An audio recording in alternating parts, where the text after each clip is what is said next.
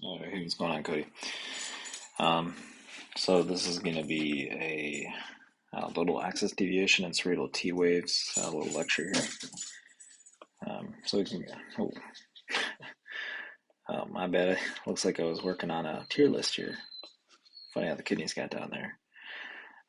So we already know about the axis here. This little website I use to help people understand that with our axis deviation, you'll have you know, different manipulations with different leads. So we can see that these are our bipolar leads here. But let's first do a little brush up here. So we know axis deviation within the terms of Dubin is going to be our mean QRS vector, so predominantly where most of our electricity is going within a given beat. So we can see that we have some hypertrophy on this left wall here of our ventricle, and our right is somewhat a little bit diminished just because of all that peripheral vascular resistance that the left ventricle has to pump through to get that afterload out to the rest of the body. So there's a lot of things that can change this. So with different pathologies, we can start here with left axis deviation. Most commonly, you're going to see this with left ventricular hypertrophy. I would say it's the most predominantly pronounced. So things that could lead into it is hypertrophic cardiomyopathy, any hypertension, just because of that increase on our peripheral vascular resistance. That afterload is going to be much higher to get it down to circulation for the rest of the body to go through the aorta and so on. Any mitral stenosis or atherosclerosis, stuff like that.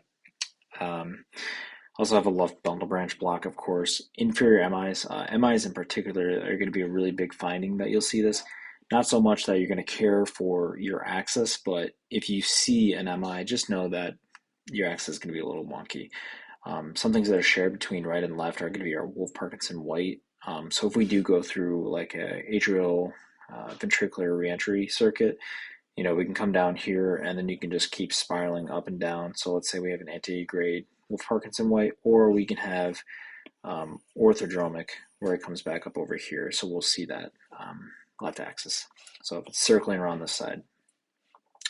With our right axis, just remember once we hit down through here on our right ventricle, we're going to be going through the pulmonary arches here.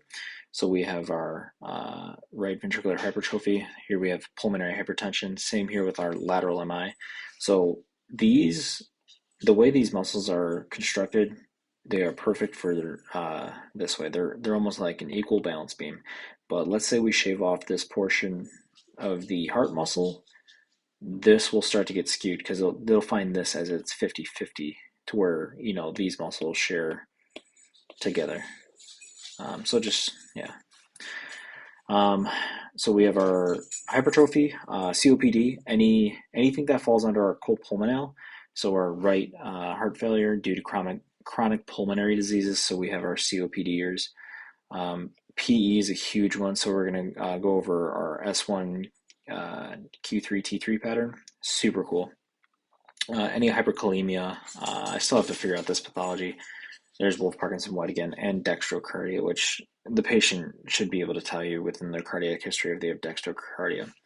And our extreme right axis deviation, where it comes back up, actually pointing into the SA node. We have our VTAC, PVCs. Really, it's going to be any rhythm that's originating from our ventricles. They're going to be coming back up. PVCs are really easy ones to spot. And if you have severe right ventricular hypertrophy, which is kind of a rare anomaly. So there's our things here. So there's a nice, easy little mnemonic I created. I have 2 fingers, 3 rings, look. So if you first look at your EKG here, we're only going to be looking at the bipolar leads. Anything on the horizontal, we cannot determine axis since it will not be looking at the right positioning on the heart. So you can start with, I have 2 feet, 3 rings, look. So if you start there, should be pretty easy. So just note that this is, I believe, 150. Okay, looks like sinus tach. P's a little bit of a prolonged RT interval, but not to worry. So if we look here, the biggest thing you want to see, we'll start with this, it'll probably make it a little easier. So if we have our perfect axis deviation, we can notice that we have our lead one and lead two are going to be our most positive leads. So let's say we just have our perfect uh, 0 degrees. You can notice that our lead one is our most predominant positive vector lead here. Everything looks a little bit isoelectric, or it has negative deflection. AVL is a little bit up there just because it's near it. But as you see, as you turn this graph, let's go to AVF. If we're in a perfect 90 degrees, you can see that AVF is going to be your most predominant. And then let's say we have AVR. You can look at AVR. So the quickest way, let's say you throw them on the 12 lead and you don't take the photo yet because whatever it may be. By the time you look at your 12 lead on the Zoll monitor, you can deem that, let's say, you got a COP deer in your cab, you're taking a 12 lead, and you look and you see, look at that, I have two fingers 3, and you see 3 is our most predominant lead that's positive. You can kind of justify of how bad or how exacerbated their disease process is. Something to keep in mind of. So right here, I'll walk you through this first one here. So immediately when I look at the bipolar leads, anything that is negative, cross it off. That one's done. We can look at AVF. Don't need it. 2 looks mostly negative. 1 I'll keep. AVR looks isoelectric. Compared to these two, I'm going to cross this off just because isoelectric is really not that important to me. Now, you can see that within these two, you have a small, very small Q wave. And compared to this one, you also do. So actually ignore the Q wave. Just look at the height of these. You can definitely tell that AVL is our most positive lead out of all of these. And if we go here to our little answer, LED is going to be your, it's going to be the answer for it. So for this one, do the same thing. Super quick, I'll give you a sec. Just review it. See if you can come up with an answer before I do. Hopefully pause the video. So over here we can see, let's grab my highlighter, negative. 2 is isoelectric, we'll keep it for now. AVL is negative. We have AVF somewhat, just borderline isoelectric. And we have remaining right now is AVR 2 and 3. Compared to these, 2 is still that's like perfect isoelectric, so we can ignore that. And out of these two, so this one's positive and this one is mostly is positive, is going to be your 3. And so you will have right axis deviation. So yeah, that's how you can do your bipolar leads. Now cerebral T waves, really fucking cool. So you'll see cerebral T waves in any increase in intracranial pressure. So let's say grandma takes a fall and she has a subarachnoid hemorrhage. Some of her criteria here is going to be a prolonged QT interval, more than 500 milliseconds, ST elevations, which is going to be a STEMI mimic. And then we also have our deep T-wave inversion. These are going to be widespread, so throughout your whole 12 lead, there's going to be no correlation between your lateral or your anterior or your septal leads. So when we do have a lesion to the brain with increased ICP, we know we have the brain here, the cranium, and what sits inside is the brain with the cerebellum, and we have our brain stem. And with, let's say we have a hemorrhage right here, this will actually push it down and it'll herniate through the foramen magnum. And with that, with lesion to the brain, you're going to have a release of catecholamines, which are going to be our epi, norepi, and dopamine.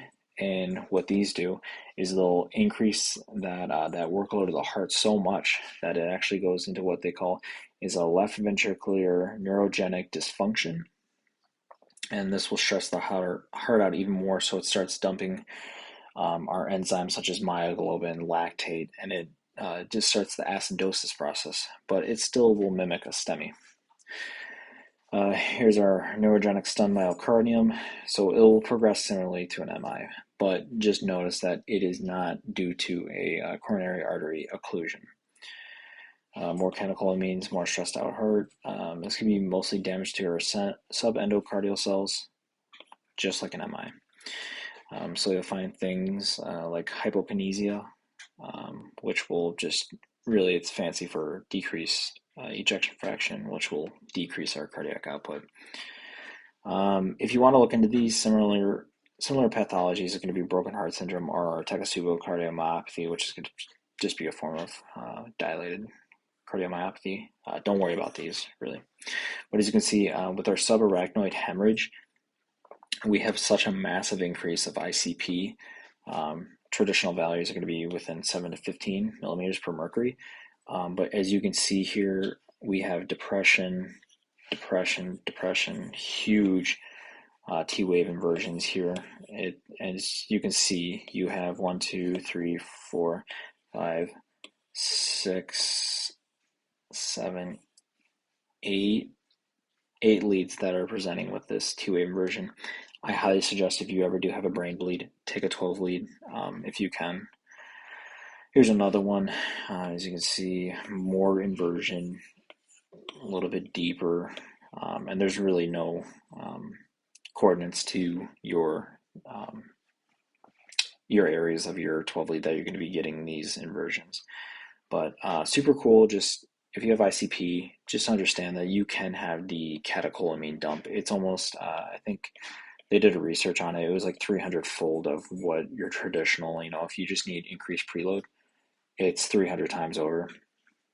But very cool. If you ever do pick up a patient from the ICU with a brain bleed and they do have one on file, definitely ask for it and you might see this. So, hold on, let me flex real quick.